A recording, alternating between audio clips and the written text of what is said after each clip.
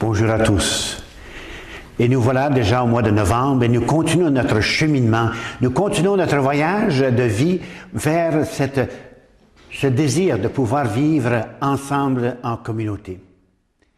Et voilà que nous sommes rendus à cette partie de la création qui nous fait vivre un peu notre foi. À tous les dimanches, nous disons, je crois à l'Esprit, je crois à la communion des saints. Et qu'est-ce que ça veut vraiment dire pour vous, la communion des saints?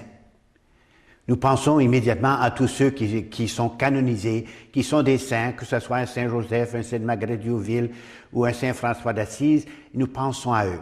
Et eux intercèdent pour nous, car nous avons tous des dévotions à tous ces saints. Cela nous permet d'être unis avec la communion des saints, des vrais saints.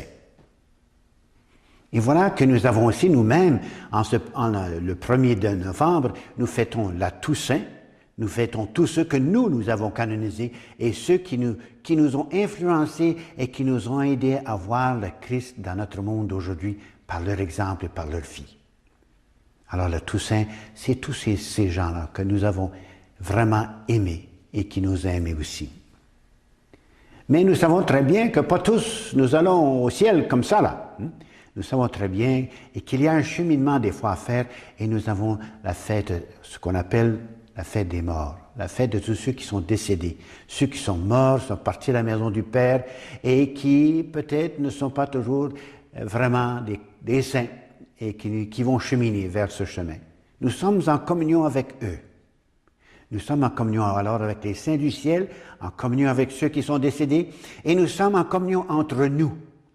Et nous qui, depuis le Concile, le Vatican II nous a rappelé que nous avons la vocation d'être des saints. Alors nous faisons communauté dans cette communauté qui essaie d'être des saints, qui sont des saints. Alors nous cheminons ensemble avec tous ces gens du ciel et de la terre et ensemble nous marchons pour la glorification du Père, du Fils et du Saint-Esprit.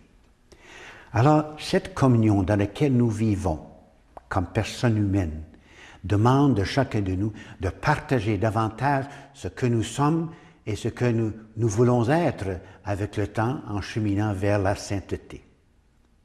Et vers qui est-ce que nous allons? Eh bien, le mois de novembre nous rappelle très bien qu'il y a plusieurs personnes que nous pouvons nous rappeler dans nos prières, avec qui nous pouvons avoir un contact, une relation, si on peut dire ainsi. Il y a aussi ceux qui sont dans nos prisons, et ceux qui, par leur vie et par les événements de leur vie, se trouvent en prison. Nous sommes en communion aussi avec tous ces délaissés, ces démunis, ces gens qui sont dans le périphérique de notre société. Nous sommes là pour étendre notre bras, pour les amener à faire partie de notre communauté humaine et de notre communauté spirituelle qui est l'Église. Et voilà pourquoi la vie communautaire est un élément très important dans notre vie chrétienne, car cet élément comprend pas seulement ceux de la terre, mais ceux du ciel et ceux qui sont partout. Et que nous sommes appelés à venir ensemble pour faire ce corps du Christ, pour faire vraiment cette expression de Dieu présent dans notre monde d'aujourd'hui. Aussi, on peut se dire que nous faisons aussi mémoire de tous ces vétérans, de tous ces soldats, tous ces jeunes, toutes ces personnes qui ont donné la vie pour nous, pendant des temps de guerre, pendant des temps de violence. Eh bien, nous sommes en communion aussi avec eux, car eux ont contribué pour que nous puissions avoir cet esprit communautaire en nous.